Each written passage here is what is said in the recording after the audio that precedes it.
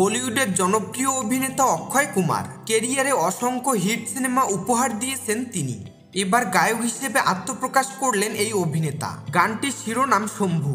মুক্তির পরই অক্ষয়ের গাওয়া ভক্তিমূলক এই গানে রীতিমতো উত্তাল নেট দুনিয়া। 5 ফেব্রুয়ারি ইউটিউবে মুক্তি পেয়েছে অক্ষয়ের গানটি।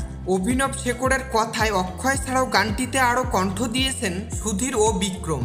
কণ্ঠ দেওয়ার পাশাপাশি গানটির মিউজিক ভিডিওতেও মডেল হয়েছেন অক্ষয়। গানের ভিডিওতে শিবের ভক্ত রূপে নাচতে দেখা যায় অক্ষয়কে। গানের মিউজিক ভিডিওটি নির্মাণ করেছেন গণেশ আচার্য। এক বিবৃতিতে অক্ষয় বলেন, আমার হৃদয়ের গভীর থেকে এসেছে শম্ভু গানটি, যা কেবল জয়শ্রী মহাকাল নামে স্পন্দিত হয়েছে।